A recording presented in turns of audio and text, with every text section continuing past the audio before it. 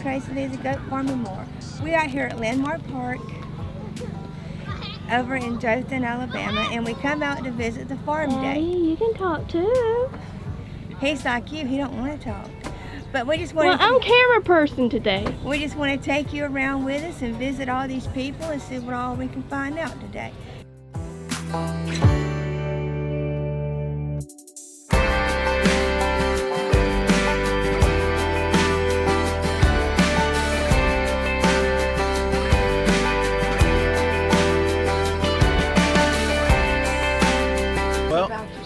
My name is Brian Braden. I'm an author and photographer from Enterprise, the Wiregrass area, and I've written a few books. One of them is Abandoned Wiregrass. It's from Arcadia Press and Font Hill, and it's a photographic journey through the wiregrass, looking at abandoned homes, old home places, abandoned businesses, historical places, and I tell a little story about each one of them. And it was published last year, and it's been an amazing journey. That is so cool. I love old barns and broken down houses and stuff.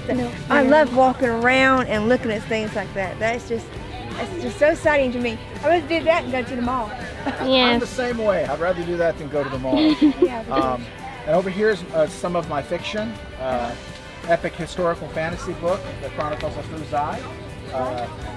Black Sea Gods was semi-finalist for Kindle Book of the Year in 2013. Oh wow! And The Golden Princess was semi-finalist, actually finalist for Audiobook of the Year last year. I have an audiobook published last year through Audible. That's cool. It's a camel, little fairy. One hump. One hump. Shh. Highland. Highland. Me. Yeah. What? It's Matt Fred. Let's call it Tessie. Yeah. No. It's Matt Fred. Yeah, because it was like the same color. He didn't want me to mess with his horn. Daddy, mess with the horn. Daddy, touch the horn.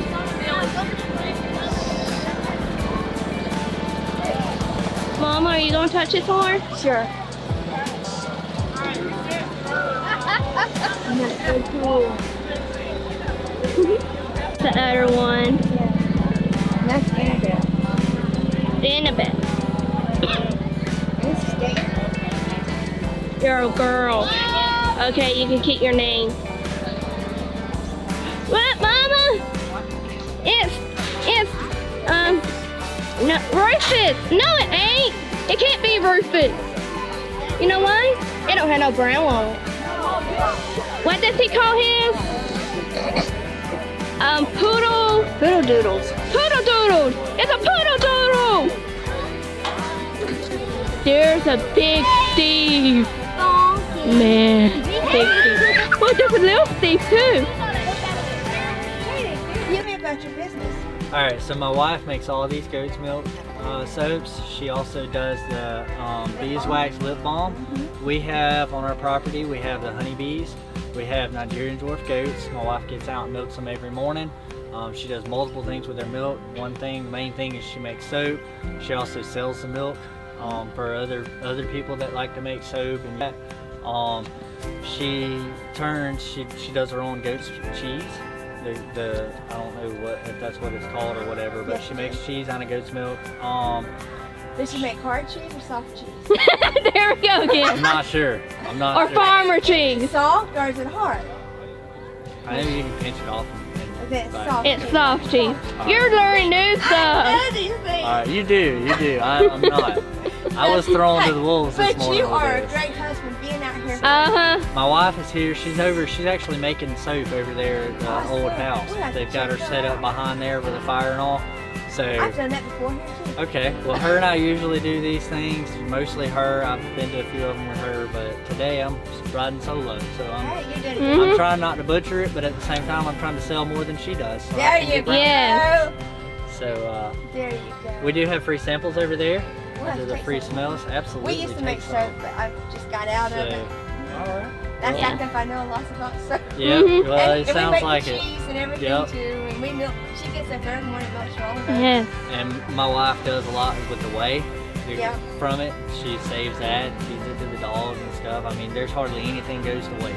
Right. So all her needs for honey come from our honeybees and everything like that. So I mean, No, we haven't got anything honeybees. We got No, chickens. haven't. she does the bees. She does a great job with them. She loves them to death. I hate them. Every time I walk out there, they attack me.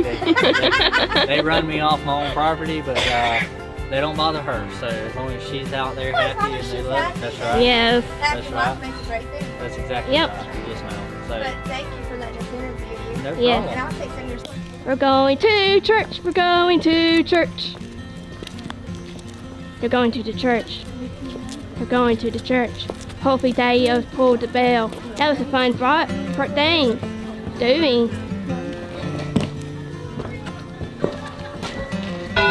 He pulled the bell. There's a little seat. It says notice 15. Oh yeah, there's a piano in here.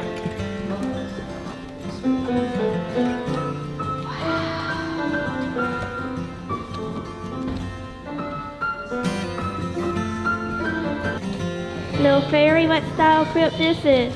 I don't know. I say it's a diamond. No, it's hexagon.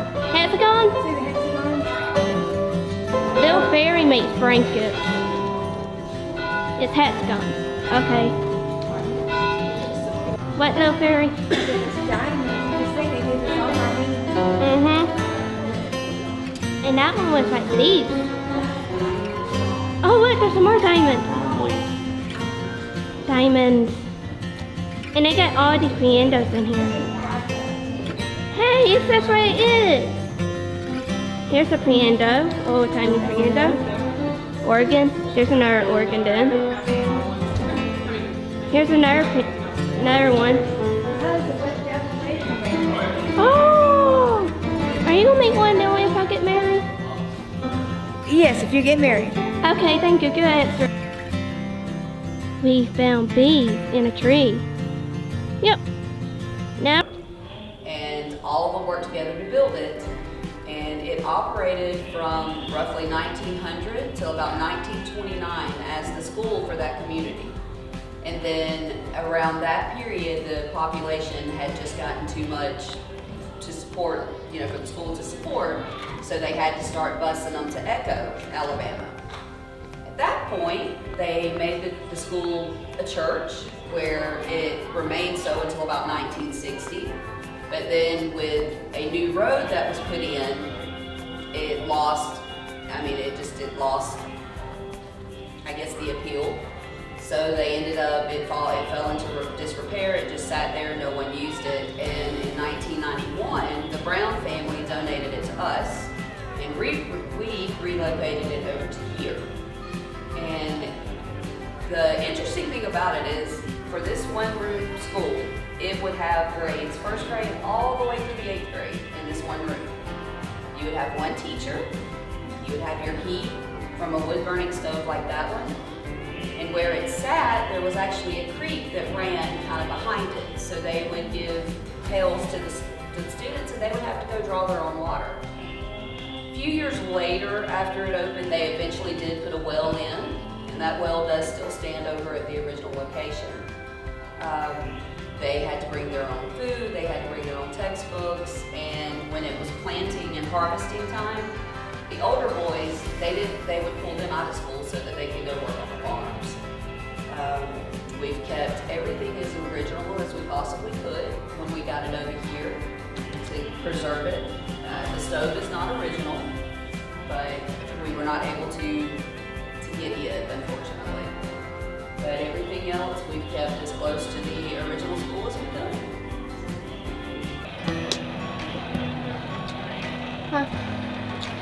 Well, I cut them this way.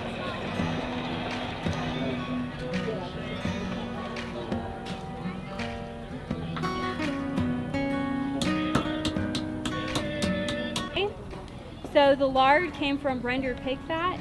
Most of the time it's from pig fat. They'd also collect grease from any other meats that they were cooking. They'd save it in jars. And when it came to soap making day, they'd pull it all out to be able to make their soap.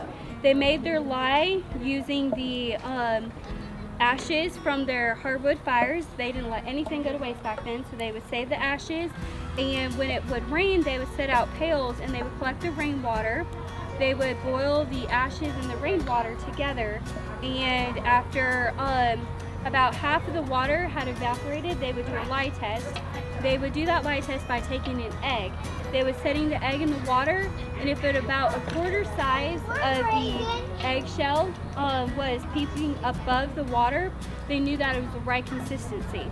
If the egg floated all the way to the bottom of the pot, they knew that it was going to be too weak and they needed to continue boiling the water down. If the egg kind of sat more on top of the water than beneath it, they knew that it was too strong and they needed to add more rainwater to it. So once they got that lye, the lye water to the right consistency, then they would go ahead and add it to their lard, and then they would just stir it until it was thick enough to be able to make their soap. It would take several hours.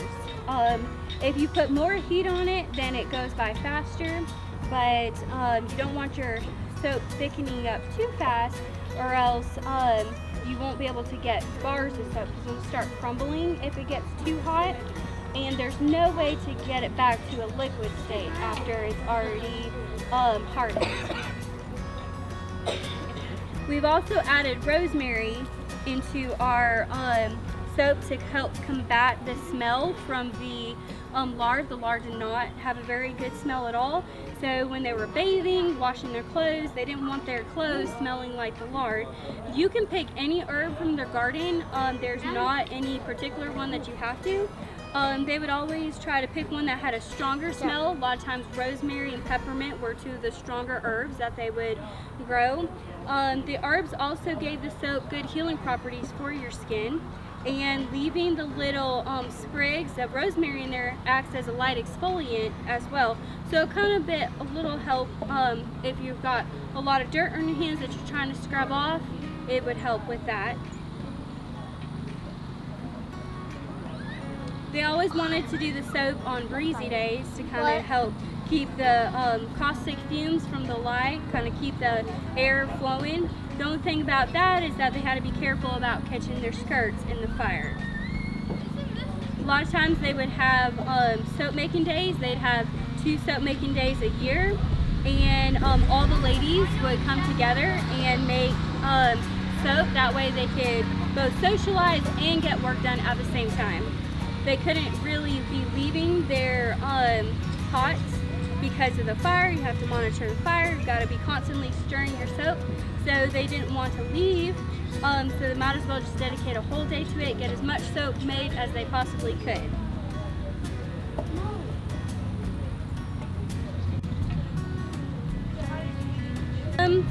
My mom was always very creative. She was always into making things that people used to in the old times. We started out getting a couple different animals. We obviously started milking them. We had extra milk, and we had looked up, what to do with the extra milk, and they said, well, you can make soap with it as well. This does not have any milk in it, but I actually do make 100% goat's milk soaps, and it has extra benefits for your skin when you're adding goat's milk into it. And I took a soap making class, and I really wanted to try it on my own, so my mom and I made my first batch back in 2015, and I just kind of thought that, well, this is kind of my thing. I really enjoyed it. I learned about all different kinds of batches of soap that you can make, different things you can add in to help different skin conditions and things like that. And so now I currently have 16 different bars of soap that I make. They're all different, and they all help some particular thing, whether it's dry skin, oily skin, acne, eczema, psoriasis. It helps target some kind of skin condition.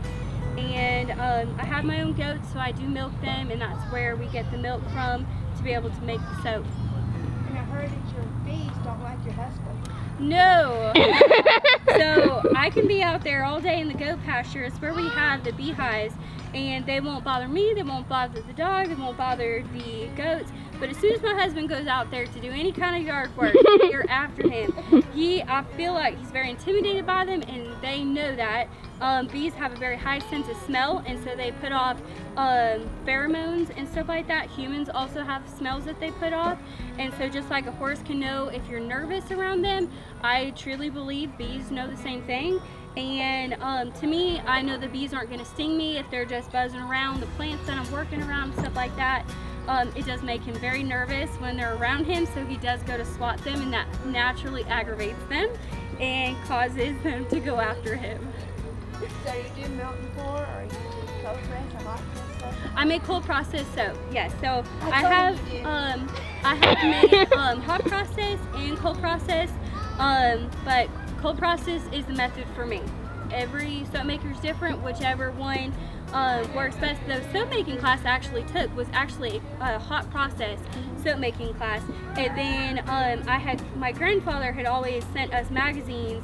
Instead of birthday gifts, he sent us magazine subscriptions all year, and one of them had a recipe for cold process soap, and that's my first batch of soap that I made was out of that magazine that my grandfather had sent me.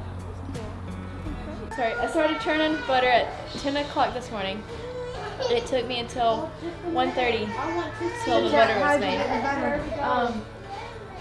To make butter, you have to get cream. You can either get cream by buying heavy whipping cream at the store, or when you milk the cow, set the milk out overnight and then skim the cream off in the morning, and you use the cream.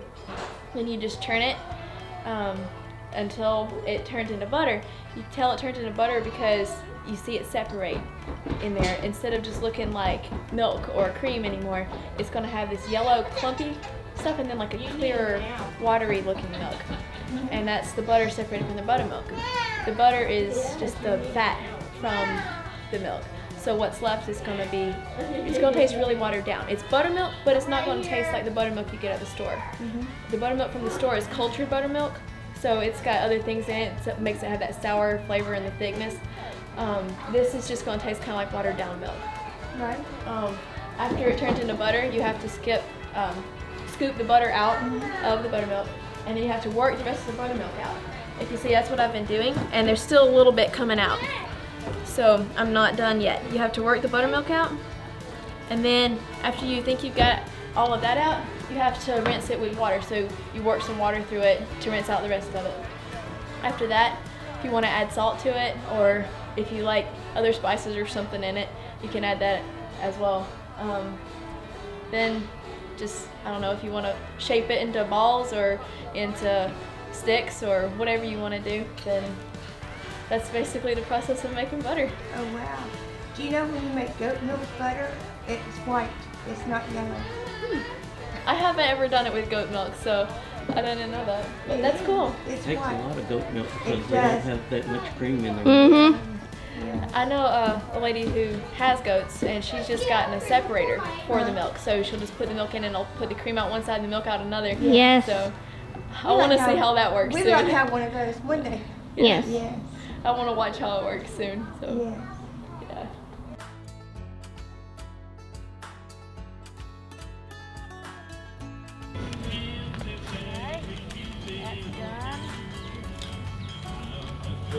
Well, I'm putting radishes between okra plants. You want to, Put the okra 18 inches apart there you and go. then fill in between them with radishes. Okay. What have you not done? And then we put, what did we put in this other one over here? The ones in between, what did we put? Put sunflower seeds Sunflower in the middle, seed there. like a companion plant for the okra. Uh-huh. And between the okra, we planted radish seed Right. because the radish will grow faster. The bulbs will loosen the earth, and it will help the okra to grow. There we are. Look at all of that already. There it goes. Where are the horses? There. Go horses, go, go, go!